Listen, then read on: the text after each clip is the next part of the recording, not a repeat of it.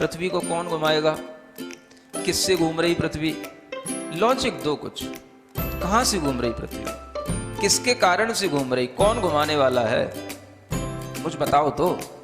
हवा घुमा रही है, कौन घुमा रहा है, हवा का घूमना है तो फिर हवा तो हमेशा अपनी डायरेक्शन बदलती रहती है। कभी पूरब से हवा चलती, कभी उत्तर से हवा चलती, तो कभी पृथ्वी इधर घूमेगी, कभी उधर घूमनी चाहिए।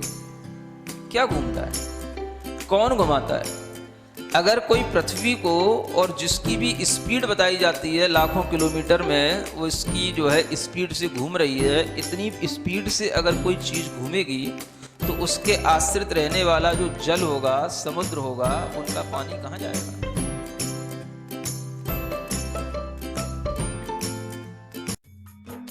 इस कार्यक्रम के पुण्यार्जक हैं गुरु भक्त परिवार, दिल्ली।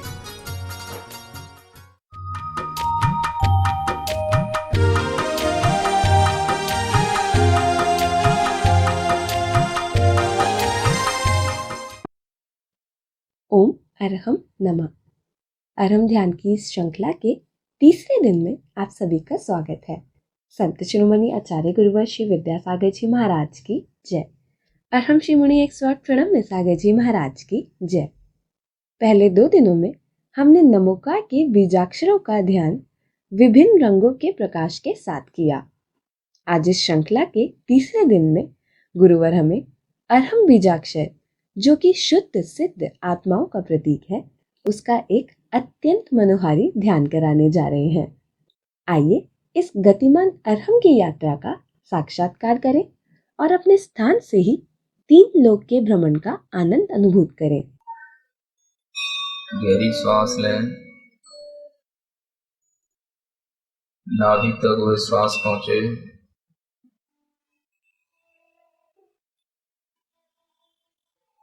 नाभि पर ओम को लिखें, नाभि पर ऊ बनाकर अपने ही अंतर मन से उसके पीछे मात्रा निकालकर उसके ऊपर एक चंद्र बिंदी बनाएं। ओम अपनी नाभि के ऊपर लिखें।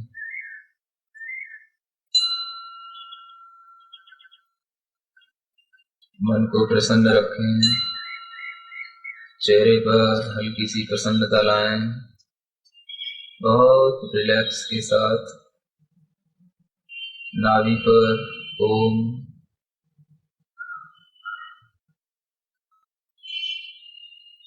हृदय स्थान पर ह्रीम बनाएं, हा उसके नीचे र, ई की मात्रा और ऊपर चंद्र बिंदु।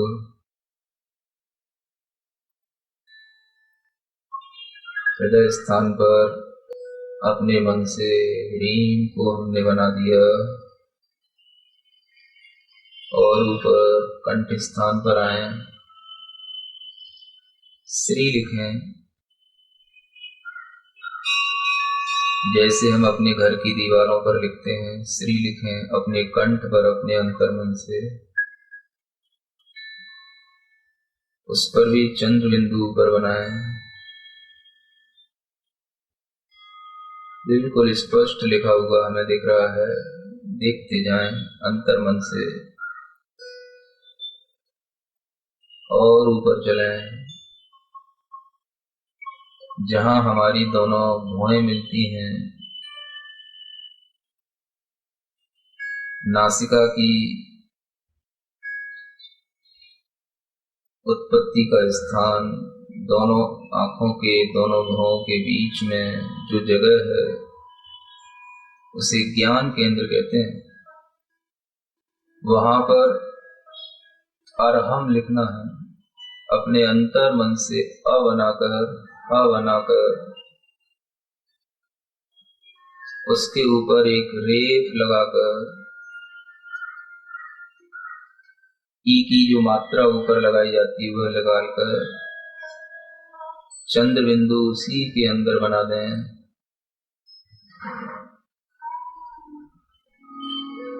अंतर्मन से एक बार उन्हें पूरे अपने केंद्रों पर निरीक्षण करें। ओम ह्रीं श्रीं अरहं। ओम ह्रीं श्रीं अरहं। अरहं पर ध्यान दें। सफेद प्रकाश से प्रकाशित वह अरहम बहुत बड़ा बीजाक्षर मंत्र है। उस अरहम में बहुत शक्ति है।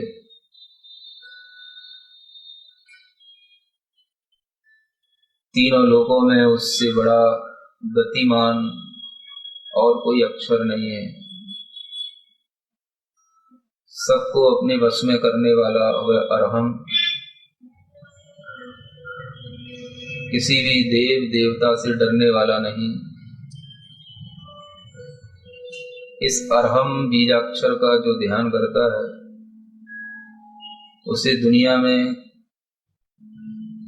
किसी भी शत्रु से कोई भय नहीं रहता।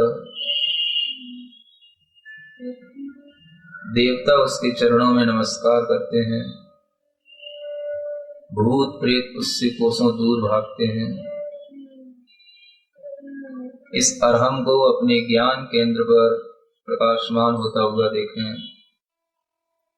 सफेद प्रकाश से भरा हुआ वह अरहम के अक्षर 2 अक्षर हैं केवल। ऊपर ई की मात्रा रेफ के रूप में लगी है और चंद्र बिंदु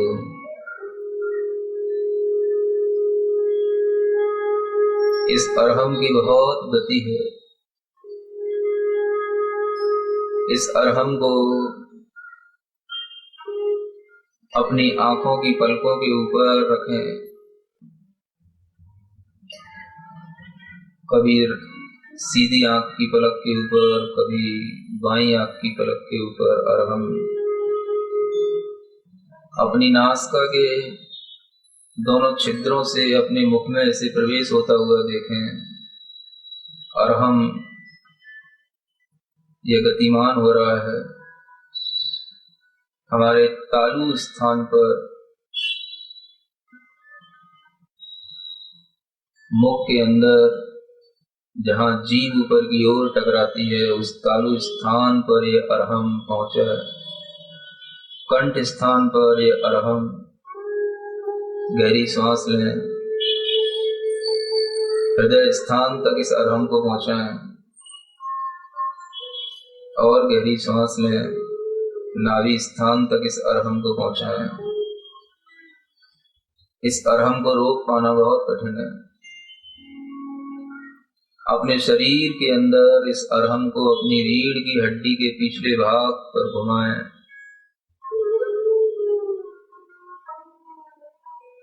वह अरहम शरीर से बाहर निकल गया है। बहुत दूर तक उसकी गति, जैसे हम कोई टॉर्च को बहुत दूर तक फेंकते हैं, उसका प्रकाश आकाश में हमें दिखाई देता है।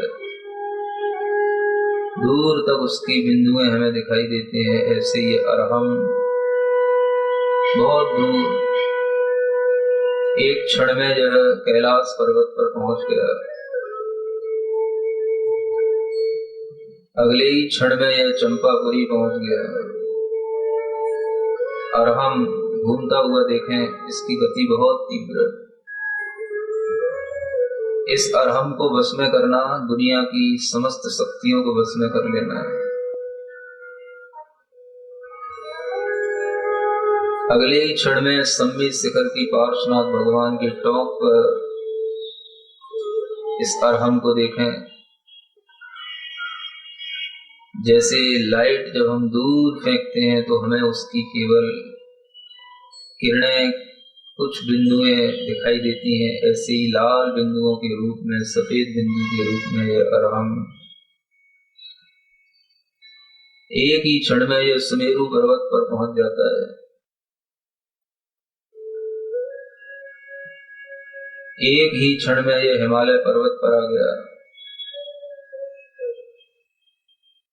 एक ही क्षण में यह अमेरिका पहुंच गया। अगले ही क्षण में यह विदेह क्षेत्र पहुंच गया। इस अरहम की गति को देखें अंतर मन से। चारों ओर यह अरहम कभी पाताल लोक में पहुंच गया, नरक की सप्तम भूमि तक पहुंच गया। एक ही क्षण में यह सौधर्म स्वर्ग के विमान में प्रवेश कर गया। अरहम घूम रहा है पूरे 3 लोक में निर्बाध रूप से।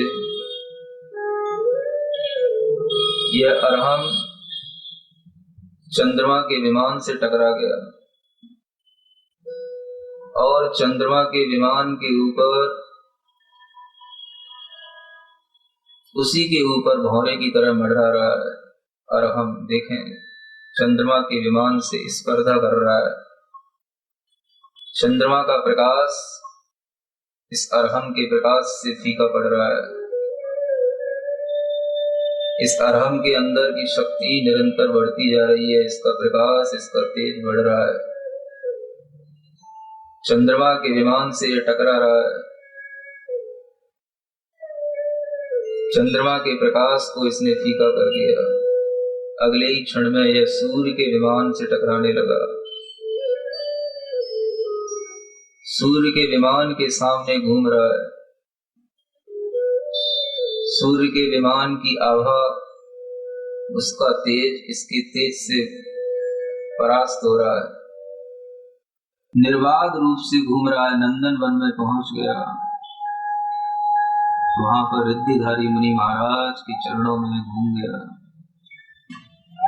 उनके मुख में प्रवेश कर गया, उनकी श्वास से उनकी नाक में प्रवेश कर गया, उनके हृदय में प्रवेश कर गया, उनकी नाभि तक पहुंच गया। वह अरहम चारों ओर निर्बाध रूप से घूम रहा है।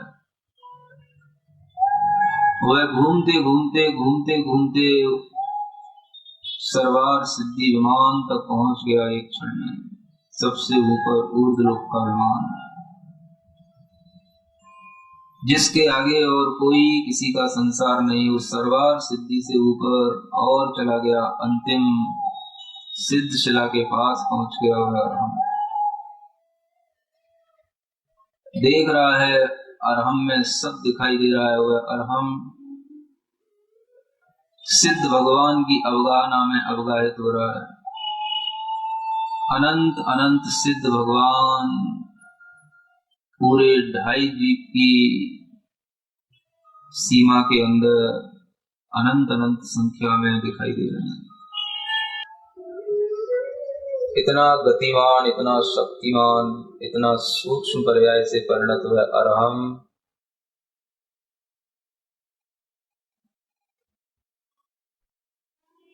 एक क्षण में ही हमारे मस्तिष्क के ऊपरी भाग पर पुनः विराजित हो गया, जहां से निकला था। देखो उसको कितना प्रकाश से भरा हुआ है, उसकी शक्ति महसूस करो। वह अरहम ज्ञान केंद्र पर टिका हुआ है। अरहम के प्रकाश को पूरे शरीर में देखो।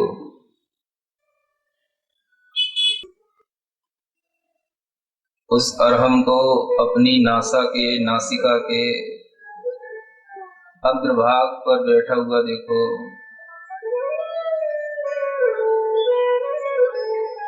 यह वह ध्यान का क्षण है, अंतिम क्षण। आप हल्की सी अपनी आंख उतनी खोलना जिससे केवल आपकी नाक का अग्रभाग दिखाई दे। अपनी आंख से अपनी नाक का अग्रभाग देखना, केवल अपनी नासा की अनी देखना और कुछ नहीं देखना। उस पर अरहम बैठा हुआ है। अरहम के अक्षर प्रकाश से प्रकाशित हैं और वह हमें अपनी नासिका के ऊपरी भाग पर बैठा हुआ दिखाई देता। देखते रहो, केवल नासिका की उस अग्रभाग पर दृष्टि रखना।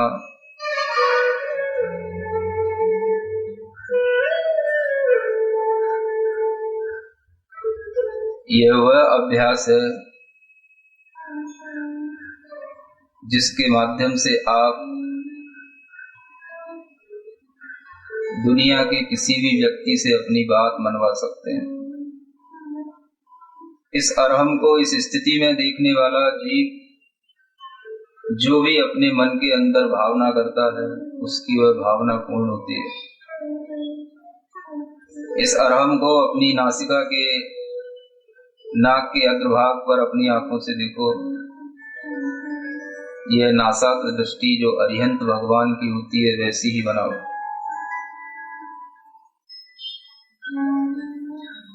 जिनको ये महसूस होता है हमारे घर में हमारे लोग हमारी बात नहीं मानते, उन्हें अपनी दृष्टि को नासाग्र करके इस अभ्यास को बनाना। लोग आपकी बात मानेंगे, लोग आपको पसंद करेंगे, लोग आपको चाहेंगे। जितना आपका ये अभ्यास बढ़ेगा आपको पॉजिटिव रिजल्ट मिलेंगे।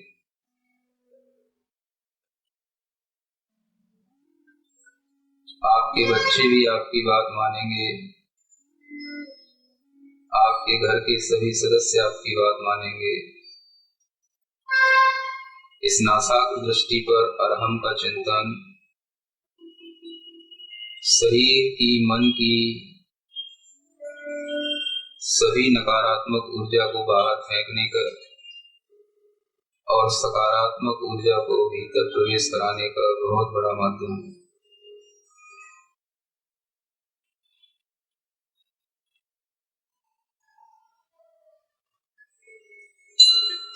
एक बार पूरी ताकत के साथ इस अरहम का उच्चारण करेंगे, केवल अरहम का अरहम।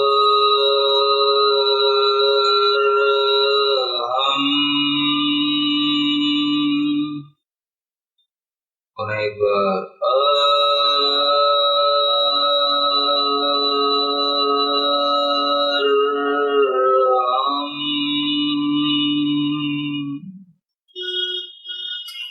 पूरे शरीर में उस गूंज को गूंजता हुआ देखें। पूरे शरीर में अरहम अरहम अरहम के अक्षरों को लिखा हुआ देखें। पूरे शरीर को शक्ति से भरा हुआ देखें।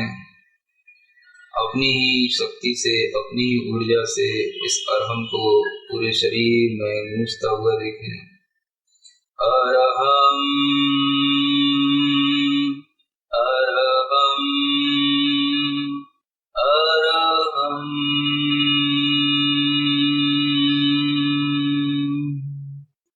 अपनी हथेलियां घिसकर आंखों पर रखें, पूरे शरीर में स्पर्श करें इस मंत्र के साथ। ओम अरहम परम शांति परम शांति परम शांति। अरहम का तेज अपने आप में अलौकिक है, जो किसी भी सूर्य अथवा चंद्रमा के प्रकाश को पराजित कर सकता है। इस अरहम मंत्रराज का ध्यान करके इसके प्रकाश की ऊर्जा से अपने चित्त को विशुद्ध और मन को सशक्त करें। तो आइए ये प्रयत्न करते हैं कि हम प्रतिदिन सिर्फ 10 मिनट के लिए इस अद्भुत ध्यान की प्रक्रिया को अवश्य करेंगे। इसके लिए अरहम ध्यान योग आपको अनेक प्रकार के ध्यान ऑनलाइन माध्यम से भी उपलब्ध कराता है। बीजाक्षरों के ध्यान के बाद स्वयं में स्वयं का उपचार कैसे किया जाता है सीखेंगे कल अरहम श्री के मुखारविंद से। तब तक के लिए ओम अरहम नमः।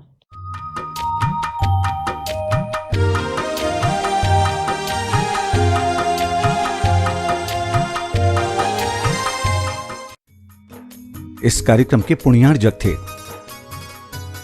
गुरु भक्त परिवार दिल्ली।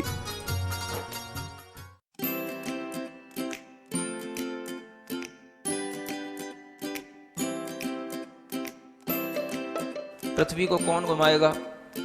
किससे घूम रही पृथ्वी? लॉजिक दो कुछ। कहां से घूम रही पृथ्वी?